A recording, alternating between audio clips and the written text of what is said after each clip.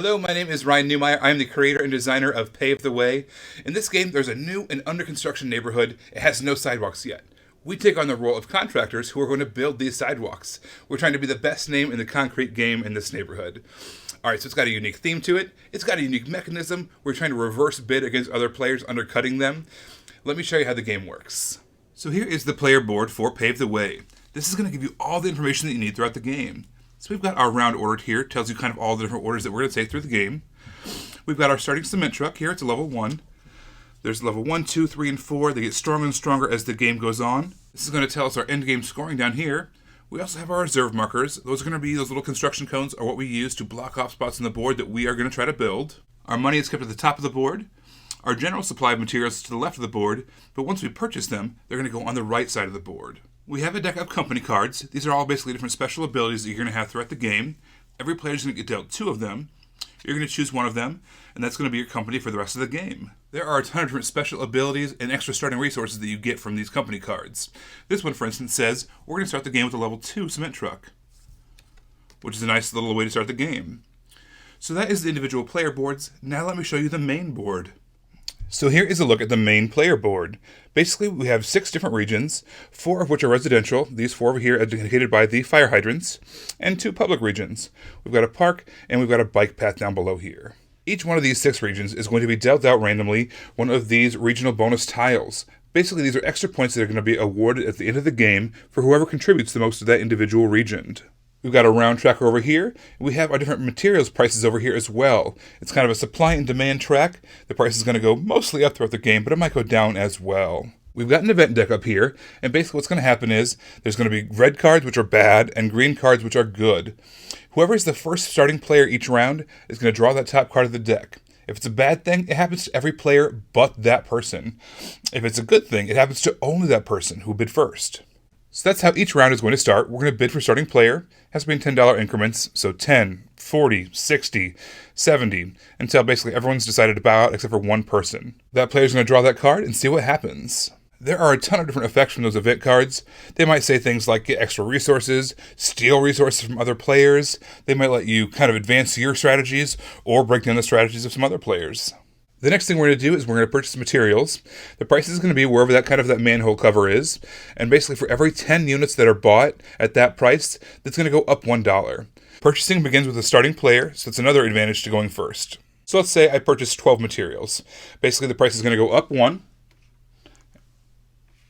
And the marker is going to go up 2 spots over there, representing the 12 materials. Again, each time 10 materials are bought, and that little marker wraps around back to the red 0, the price is going to go up $1. After everyone has purchased their materials, then it's time to reserve sections of the board. Again, starting with the starting player, they're going to block off a certain spot on the board, and they're going to tell the city basically what they're willing to build that for. The maximum is $400, and so they might say $400 to build this spot. Every other player has a chance to then bid against them in player order. They can undercut them and build that same thing for less money.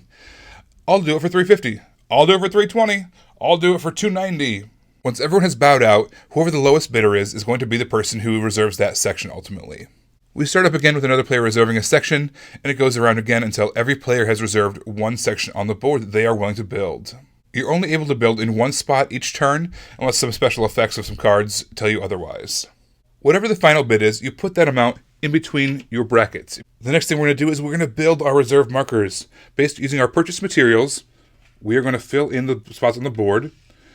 And if we are able to complete that entire spot, we have to take that money as well. But just like in many businesses, there's both materials and labor. You have to pay $100 to the bank for the labor. Whatever's left over, you keep as profit. At the end of each round, you get a chance to upgrade your cement truck. The round track is going to move up, and we start all over again. This game is for 3 to 5 players. When you're playing with 3 players, you stop at 8 rounds, 4 players is 7, and the full 5 players, you stop at 6 rounds. You're going to count up your money, divide that amount by 10, you get points for that. Next, you're going to get points for your regional bonuses, those kind of purple tiles there. The entire region has to be completed. There has to be no blank spots in order for it to pay out its points. If it's completed, whoever contributed the most is going to get the number 1 points, whoever contributed the second gets those points, and the third, etc. If there's a tie, you add up those points and divide them by the number of players involved in the tie.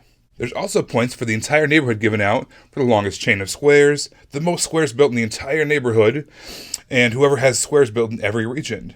All those points represent all the goodwill you've built up in the neighborhood. Some company cards or event cards might give you points as well. You're going to add up all those points. Whoever has the most points wins the game. I've had so much fun with this game, kind of developing it over time, playtesting it with a wide variety of people, kind of making changes and tweaks to the rules all over the place. I'm really happy with the result that we have here. What sets this game apart is it's got a unique theme, it's got unique mechanisms to it, it's a really easy to teach game, it's really easy to learn, and it's really easy to play. It's got a nice family weight to it, anybody can learn this game, and they're going to have a whole lot of fun doing it. The game takes between 60 and 90 minutes, depending on the number of players and how much interaction your group wants to add to the game. This is a highly interactive game, it is just so much fun, I hope you have fun with it too. Thanks so much for considering Pave the Way.